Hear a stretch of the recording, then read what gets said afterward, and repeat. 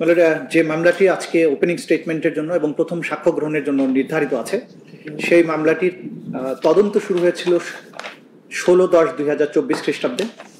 এই মামলার তদন্ত রিপোর্ট দাখিল হয়েছিল 12 মে 2025 খ্রিস্টাব্দে। এই মামলার অপরাধ আমলে গ্রহণ করা হয়েছিল 1/6 মানে 1 জুন 2025 খ্রিস্টাব্দে। আনুষ্ঠানিক অভিযোগ চার্জ ফ্রেম করা হয়েছিল 10/7/2025 তারিখে এবং আজকে এই মামলাটির ওপেনিং স্টেটমেন্টের জন্য আছে, যেটা ইন্টারন্যাশনাল ক্রাইমস ট্রাইব্যুনালস অ্যাক্ট 1973 এর 10D ধারা মতে আমাদের একটা আইনি বাধ্যবাধকতা এই ওপেনিং স্টেটমেন্ট এই দিস অনারেবল ট্রাইব্যুনালের সামনে প্লেস করার জন্য। তাহলে আমি আমার ওপেনিং স্টেটমেন্টটা আমি ট্রাইব্যুনালের সামনে প্লেস করছি। মাননীয় ট্রাইব্যুনাল, আমি আজ এই মর্যাদাপূর্ণ ট্রাইব্যুনালের সম্মুখে দাঁড়িয়েছি একজন চিফ প্রসিকিউটর এবং রাষ্ট্রপক্ষের প্রধান আইনজীবী হিসেবে। বাংলাদেশের জনগণের পক্ষে কথা বলার গুরু দায়িত্ব আমার প্রতি অর্পিত হয়েছে।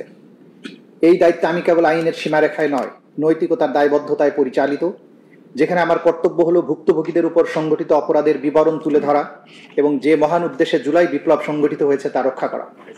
এই দায়িত্ব পালনে আমাকে সাহায্য করেছেন একদল নিবেদিত প্রাণ প্রসিকিউটর এবং তদন্তকারীরা, এবং আমাদের শক্তি জুগিয়েছেন সেই সব ভুক্তভোগীরা এবং তাদের পরিবারবর্গ।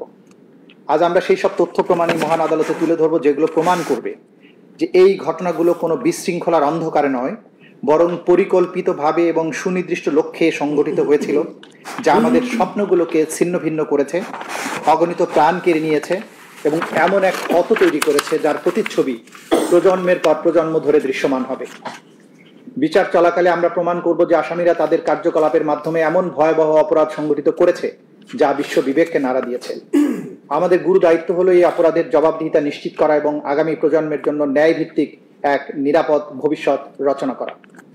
এই ট্রাইব্যুনাল বিশেষত এই বিচার প্রক্রিয়া কেবল একটি আইনি বিরোধ নিষ্পত্তির মধ্যেই সীমাবদ্ধ নয়, এটি ধারণ করছে ন্যায় বিচারের জন্য এক জাতির আকাঙ্ক্ষা, পদদলিত অধিকার পুনঃপ্রতিষ্ঠার প্রত্যাশা এবং গোটা বিশ্বকে দেখিয়ে দেওয়ার দায়িত্ব যে বাংলাদেশ আইনের শাসন প্রতিষ্ঠায় বদ্ধপরিকর। আমরা আজ এমন এক বিচারের সূচনায় দাঁড়িয়ে আছি যা অত্যন্ত গুরুতর এবং ঐতিহাসিকভাবে তাৎপর্যপূর্ণ। এটি এমন একটি মামলা যা আমাদের জাতির বিবেক ও বিশ্ব মানবতার মনে প্রজন্মের পর প্রজন্ম ধরে অনুরণিত হবে। 3 জন আসামির বিরুদ্ধে এই বিচার অতীতের হিসাব নিকাশ নয়, বরং ন্যায় বিচার, আইনের শাসন, মৌলিক মানবাধিকার সুরক্ষার প্রতি আমাদের সম্মিলিত অঙ্গীকার রক্ষার এক দৃপ্ত পদক্ষেপ। আজ এই আদালত বসেছে সাবেক স্বৈর শাসক শেখ হাসিনার শাসনামলে সংগঠিত সবচেয়ে ভয়াবহ অপরাধগুলোর বিচার করতে। কোনো ব্যক্তি যত উঁচু পদে আসীন হন না কেন, কিংবা তার ছায়া যতই দীর্ঘ হোক না কেন, সে আইনের ঊর্ধ্বে নয়। আজ আমরা এই ট্রাইব্যুনালের কাছে নিবেদন করছি যেন দোষীদের সঠিক জবাবদিহিতা নিশ্চিত করা হয় এবং বিচার ব্যবস্থার প্রতি জনগণের আস্থা পুনরুদ্ধার করা হয় এবং গোটা বিশ্বকে এই বার্তা দেওয়া হয় যে অপরাধীরা যত বড়ই হোক তার জন্য বিন্দুমাত্র ছাড় থাকবে না। ইংল্যান্ড এবং ওয়েলসের সাবেক লর্ড চিফ জাস্টিস বিংহাম একবার অত্যন্ত স্পষ্টভাবে বলেছিলেন, "The rule of law is not merely a lawyer's convenience. It is the foundation of a civilized society. It means, in short, that everything must be done according to law. Nothing can be done except according to law." আসামির অনুপস্থিতিতে বিচার মানেই ন্যায় বিচার বঞ্চিত হওয়া নয়। এই ট্রাইব্যুনালের কার্যধারায় 2 জন আসামির অনুপস্থিতিতে বিচার কোনোভাবেই অপরাধীর জবাবদিহিতা নিশ্চিত করার জন্য বাধা হতে পারে না এবং হবে না। আমরা ইতিমধ্যে এই একজন স্টেট ডিফেন্স লয়ার নিয়োগ দিয়েছে 2 জন পলাতক আসামির জন্য। এই ট্রাইব্যুনাল দিয়েছেন। এই ট্রাইব্যুনাল আইন অনুযায়ী রায় প্রদানের পূর্ণ ক্ষমতা রাখে। 2 জন আসামি আদালতের ক্ষমতার কাছে আত্মসমর্পণ না করে বারবার অনুপস্থিত আছেন। স্পষ্টভাবে বলা প্রয়োজন, আসামিদের ইচ্ছাকৃত পলায়ন কিংবা কোনো বিদেশি রাষ্ট্রের নিষ্ক্রিয়তা এই ট্রাইব্যুনালের সত্য অনুসন্ধান এবং ন্যায় বিচার নিশ্চিতের গুরু দায়িত্ব পালনকে বাধাগ্রস্ত করতে পারবে না। ন্যায় বিচারের হাত দীর্ঘ, অনুপস্থিতি বা উদাসীনতা তাকে আটকাতে পারে না। ন্যায় বিচার নিশ্চিত করার অত্যাবশ্যকীয়তা। একটি সভ্য সমাজের মূল পরিচয় হলো যে সমাজের ন্যায় বিচার থাকবে, দুষ্টের দমন এবং শিষ্টের পালনের ব্যবস্থা থাকবে। আমরা দৃঢ়ভাবে প্রতিশ্রুতিবদ্ধ যে আসামিদের অধিকার সম্পূর্ণভাবে রক্ষা করা হবে এবং এই প্রক্রিয়ার প্রতিটি ধাপ জনসাধারণের জন্য উন্মুক্ত থাকবে। এর মধ্য দিয়ে আমরা প্রমাণ করব যে বাংলাদেশের ন্যায় বিচার প্রতিষ্ঠার স্পৃহা একটি জীবন্ত অঙ্গীকার যা প্রজন্মের পর প্রজন্ম ধরে চলমান থাকবে। এই ট্রাইব্যুনাল হোক আমাদের সম্মিলিত প্রতিজ্ঞার স্মারক। বিচারের ঐতিহাসিক গুরুত্ব। আমাদের জাতির আইন ও নৈতিকতার ইতিহাসে এই মামলা অভূতপূর্ব। এখানে অভিযোগকৃত অপরাধগুলো কোনো দূর অতীতের যুদ্ধের বিশৃঙ্খলায় বা সমাজের আইনহীন বিশৃঙ্খল প্রান্তরে ঘটেনি, বরং ঘটেছে আমাদের গণতন্ত্রের কেন্দ্রস্থলে, জনসমাগমে এবং জনপথগুলোতে, যেখানে জাতির তরুণেরা আশা, বিবেক ও ন্যায়সঙ্গত ও অন্তর্ভুক্তিমূলক ভবিষ্যতের দাবিতে সমবেত হয়েছিল। তাদের শান্তিপূর্ণ পরিবর্তনের আহ্বানকে সংলাপ বা ন্যায়পরায়ণতা দিয়ে কিংবা সংস্কার দিয়ে নয়, বরং বর্বরতা এবং দমন পীড়নের মাধ্যমে জবাব দেওয়া হয়েছিল। আওয়ামী লীগ শাসনের ঐতিহাসিক প্রেক্ষাপট। এই বিচারের প্রক্রিয়ার গুরুত্ব সম্পূর্ণভাবে বুঝতে হলে 2024 সালের জুলাই এবং আগস্ট মাসে সংঘটিত ঘটনাবলীকে বাংলাদেশের সাম্প্রতিক রাজনৈতিক ইতিহাসের বৃহত্তর প্রেক্ষাপটে দেখতে হবে। দীর্ঘদিন ধরে জাতীয় রাজনীতিতে প্রভাবশালী শক্তি হিসেবে আওয়ামী লীগ গণতান্ত্রিক পুনর্জাগরণ এবং উন্নয়নের মিথ্যা বাতাবরণ তৈরি করে পরপর কয়েক মেয়াদে তাদের শাসন ক্রমশ একদলীয় দুঃশাসন, মৌলিক মানবাধিকার হরণ, ভিন্নমত দমনের নিষ্ঠুর পন্থায় মানবতা বিরোধী অপরাধ সংগঠন করে গেছে। 2010-এর দশকের প্রথম দিকে দলটি ক্ষমতাসীন হওয়ার পর ইচ্ছেমতো সাংবিধানিক এবং আইনি পরিবর্তন আনয়নের মাধ্যমে ধীরে ধীরে সমস্ত ক্ষমতা প্রধানমন্ত্রীর কাছে কেন্দ্রীভূত করে। বিচার বিভাগ, আইন শৃঙ্খলা বাহিনী এবং গণমাধ্যম সমূহ গুরুত্বপূর্ণ রাষ্ট্রীয় প্রতিষ্ঠানগুলোকে সরাসরি নিয়োগ, বিধিনিষেধ এবং বাক স্বাধীনতা হ্রাসকারী আইনের মাধ্যমে সরকারের কঠোর নিয়ন্ত্রণে আনা হয়। সংসদ এবং জনগণের ভেতরের সমালোচকরা ভয়ভীতি, আইনি হয়রানি অথবা রাজনৈতিক প্রক্রিয়া থেকে বহিষ্কারের শিকার হন। নাগরিক সমাজ এবং সাংবাদিকরা যদি সরকারের বিবৃতিকে প্রশ্নবিদ্ধ করতেন, তবে তাদেরকে নজরদারি, সেন্সরশিপ এবং নির্বিচার গ্রেপ্তারের হুমকির মুখে পড়তে হতো। ক্রমশ বিরোধী দলগুলো প্রতিদ্বন্দ্বিতাপূর্ণ নির্বাচন থেকে দূরে নিক্ষিপ্ত হয়। নিবর্তনমূলক আইন এবং রাজনৈতিক কর্মকাণ্ড দমনে রাষ্ট্রযন্ত্রের আচরণের কারণে বিরোধী রাজনৈতিক দলগুলো কোণঠাসা হয়ে পড়ে। অংশগ্রহণমূলক গণতন্ত্রের পরিবর্তে তোষামোদী এবং ভয়ের সংস্কৃতি জনগণের নিয়মতান্ত্রিক প্রতিবাদ এবং অনানুপাতিক শক্তি প্রয়োগের মাধ্যমে দমন করা হতো। এভাবে একসময় বহুমুখিতা এবং মুক্ত আলোচনার পরিবেশ ধীরে ধীরে সংকীর্ণ এবং স্তব্ধ হয়ে যায়। 2024 সালের মধ্যে এই পরিস্থিতি বিশেষত দেশের যুব ও ছাত্র সমাজের মধ্যে তীব্র হতাশার জন্ম দেয়, যারা ঐতিহ্যগতভাবে বাংলাদেশের গণতান্ত্রিক চেতনার মশাল বাহক। অধিকতর স্বচ্ছতা, একাডেমিক স্বাধীনতা, শান্তিপূর্ণ প্রতিবাদের অধিকারের দাবিতে তাদের আন্দোলন ধীরে ধীরে গতি পায় এবং শেষ পর্যন্ত জুলাই এবং আগস্ট মাসের গণবিক্ষোভ একটি অবিস্মরণীয় বিপ্লবে রূপান্তরিত হয়ে স্বৈরশাসককে দেশ থেকে পালাতে বাধ্য করে। মহাকাব্যিক এই বিপ্লবের মাধ্যমে বাংলাদেশে পুনরায় একটি ন্যায়ভিত্তিক, সমৃদ্ধি ও স্বপ্নে পরিপূর্ণ রাষ্ট্র গঠনের সুযোগ সৃষ্টি হয়েছে। আসামিদের বিরুদ্ধে আনিত অভিযোগসমূহ। এই মামলায় 3 জন আসামি, শেখ হাসিনা, আসাদুজ্জামান খান কামাল এবং চৌধুরী আব্দুল্লাহ মামুন।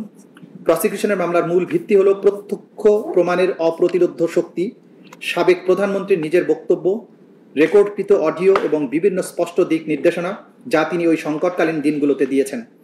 এগুলো কোনো পরোক্ষ প্রমাণ নয়, বরং অকাট্য এবং প্রত্যক্ষ প্রমাণ যা সরকারের সর্বোচ্চ পর্যায়ে উদ্দেশ্য ও পরিকল্পনার এক বিরল এবং গোপন জানালা উন্মোচন করে।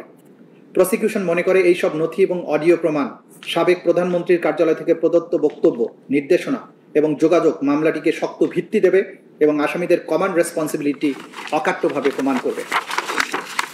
শেখ হাসিনার একটি নির্দেশের ভাষা ছিল এরকম। শেখ হাসিনা বলছেন, দরকার নাই, ওটা দরকার নাই, আমি সেনা প্রধানের সাথে কথা বলেছি, ওরা রেডি থাকবে, ঠিক আছে। এখন তো আমরা অন্য করতেছি, ড্রোন দিয়ে ছবি নিচ্ছি এবং হেলিকপ্টার দিয়ে হচ্ছে, মানে কয়েক জায়গায়। অপর প্রান্ত থেকে তাপস বলছেন, তাহলে ওই কিছু ছবি দেখে পাকড়াও করা যায় না রাতের মধ্যে? শেখ হাসিনা, সবগুলোকে অ্যারেস্ট করেছি বলেছি রাত্রে। তাপস, হ্যাঁ পাকড়াও করলে ওদেরকে। শেখ হাসিনা, না, ওটা বলা হয়ে গেছে, ওটা নিয়ে র্যাব, ডিজিএফআই, এনএসআই সবাইকে বলা হয়েছে, যে যেখান থেকে যে কয়টা পারবা ধইরা ফেলো। তাপস, জি। শেখ হাসিনা, ওটা বলা আছে, আর যেখানে গ্যাদারিং দেখবে সেখানে এখন উপর থেকে করাচ্ছি, অলরেডি শুরু হয়েছে কয়েক জায়গায়। তাপস, জি। শেখ হাসিনা, হয়ে গেছে। তাপস, জি, মোহাম্মদপুর থানার দিকে মনে হয় ওরা যাচ্ছে, একটা আমাকে স্বরাষ্ট্রমন্ত্রী বলল। শেখ হাসিনা, মোহাম্মদপুর থানার দিকে? তাপস, হ্যাঁ। শেখ হাসিনা, ওখানে পাঠিয়ে দিই গ্র্যাব রে। তাপস, জি, তাহলে আপনার নির্দেশনা লাগবে। উনি এখনো হ্যাঁ। শেখ হাসিনা, আমার নির্দেশনা দেওয়া আছে, ওপেন নির্দেশনা দিয়ে দিছি, এখন লিথাল ওয়েপন ব্যবহার করবে, যেখানে পাবে সোজা গুলি করবে। তদন্ত প্রতিবেদন এবং মৌখিক লিখিত প্রমাণ পর্যালোচনায় প্রাথমিকভাবে প্রমাণিত হয়েছে যে 2024 সালের 1 জুলাই থেকে 5 আগস্ট সময়ের মধ্যে প্রধানমন্ত্রী সরকারি বাসভবন থেকে শুরু করে সারা দেশব্যাপী আসামি শেখ হাসিনা, আসাদুজ্জামান খান কামাল, চৌধুরী আব্দুল্লাহ মামুন এবং আন্তর্জাতিক অপরাধ ট্রাইব্যুনাল আইন 1973-এর 3(2)A, GH ধারা এবং 4(1), 4(2), 4(3) ধারার অধীনে মানবতা বিরোধী অপরাধ সংগঠন করেছে, যা এই আইনের 20(2) এবং 20(ক) ধারায় দণ্ডনীয়।